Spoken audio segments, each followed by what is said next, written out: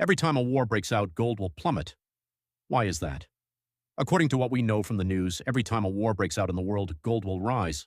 This is the law of the jungle, to avoid losing assets to buy gold in troubled times. The principle passed down by our ancestors is just in the past week. This law of the jungle has been removed by the reality. Just in the Mid-Earth conflict that broke out in early March 2026, the gunpowder barrel is getting hotter and hotter. It's not a small matter at all. According to our script, at this time, gold should go up like a rocket. But what's the result? Just last Friday on March 20th, the gold market fell through the psychological barrier of $4,500 per ounce. This is not the scariest thing. The scariest thing is that it has fallen on the 8th trading day in a row. Let's take a look at some new data to help you feel what it means to not recognize your parents. Just on the 13th of March, the gold futures price of the New York Commodity Exchange in April was still stable at $5,061.7 per ounce, but just a week later it went down to less than $4,600 yesterday. This week it fell by a total of 9.62%. Friends, this is the biggest single-week decline that international gold futures have created in 15 years. Silver is even worse. It fell by more than 14% in a week. Think about it. This is not a risk-taking asset. It's worse than those risky stocks. So here's the problem. Why did the gunshot sound that everyone recognizes as Bifeng Port Gold fall first? What is the market thinking? Aren't you afraid of war?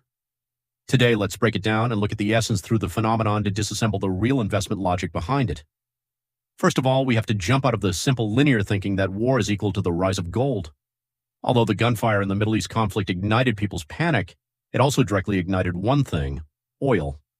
As soon as the Hormuz Strait became tense, the price of crude oil rose rapidly, and the blood of the crude oil industry rose like the global economy's fast-paced inflation.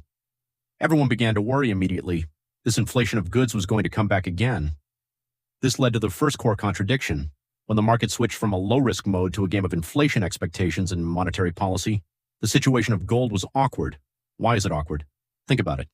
If inflation really can't be suppressed, what will the global central banks, especially the Fed, do? There's only one choice: tighten monetary policy, increase interest rates, or maintain a high interest rate at least. Lock the tiger of inflation in the cage.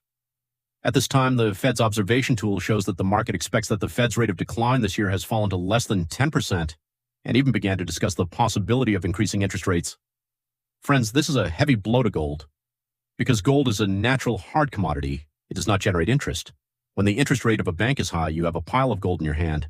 It's equivalent to losing money every day, because if you buy a national debt, saving a bank can bring you stable cash flow. So when the market starts to expect that the high interest rate will last longer, the interest rate of assets such as bonds will increase dramatically. And gold, a non-living chicken, will naturally be abandoned by funds. What's more, the US dollar also came out at this time to take advantage of the fire. The more chaotic the geopolitical conflict is, the more prominent the non-risk attribute of the dollar as the world's largest settlement currency. Everyone wants to hold the dollar, so the dollar index has been strong all the way. And gold happens to be priced at the dollar. If the dollar rises, the dollar that needs to buy the same dead gold will be less. Isn't this a double blow to the gold price?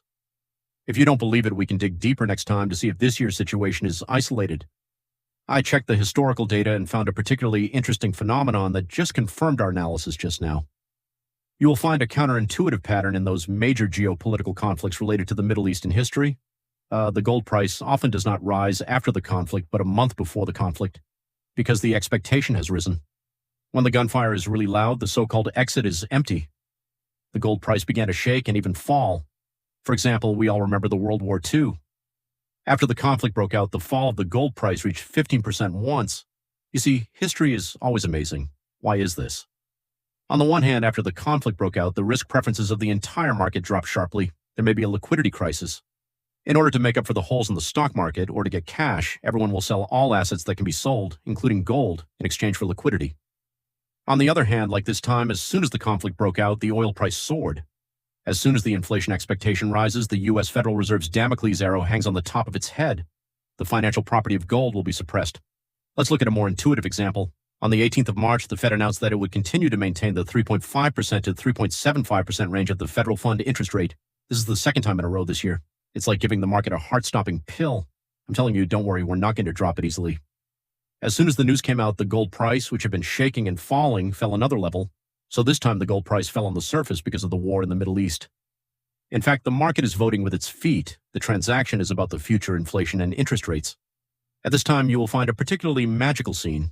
The higher the oil price, the stronger the inflation expectation and the weaker the drop in interest rates. The gold price, on the other hand, fell harder. Of course, in addition to these macro factors, there are also some specific financial trends that are also at the bottom of the pool. The World Gold Association said in March that the global central bank's gold purchase market began to slow down early 2026. In January,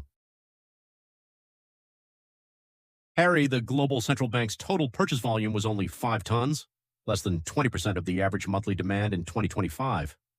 Think about it. Even the central banks are looking at it. The market will naturally be more cautious. The Polish central bank even proposed to sell gold to raise military spending. Russia also began to reduce gold reserves in January. These signals have allowed gold to rise in the short term. But then again, we can't just look at the moment. Although the short-term gold price has been hit hard, the big institutions on Wall Street are rather calm. For example, Morgenthau still predicts that by the end of 2026, the gold price may reach $6,300 per ounce. Deutsche Bank also maintains a long-term target price of $6,000 per ounce. Why? Because they are looking at a longer-term logic. The trend of the global central bank's dollarization has not changed. The direction in which national central banks increase gold reserves has not changed. In addition, the uncertainty of global politics, economic patterns, and repurchase are the real foundation for the long-term gold swing.